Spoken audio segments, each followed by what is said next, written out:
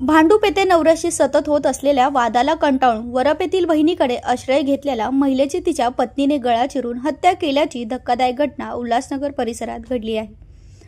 कल्याण मुरबाड रस्त्यावरील वरप गावात असलेल्या विश्वजित प्रेसिये या गृहप्रकल्पात विद्या पवळे या आपल्या मुलीसह बहिणीकडे राहत होत्या।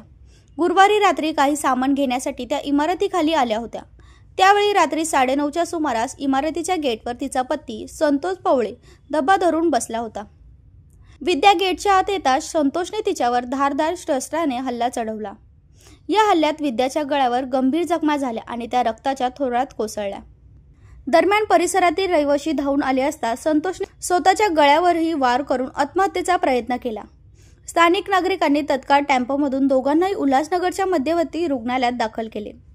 मात्र डॉक्टरांनी विद्याला तपासून मृत्यू घोषित केले।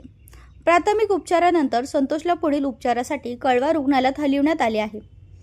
पवळे दाम्पत्य भांडूप येथे वास्तव्यास होते, परंतु वैवाहिक वादामुळे विद्या गेल्या 2 महिन्यांपासून वरप येथील बहिणीकडे राहत होती। या घटनेने परिसरात खळबळ माजली असून टिटवाळा पोलीस ठाण्यात या प्रकरणी गुन्हा नोंदवण्याची प्रक्रिया सुरू आहे।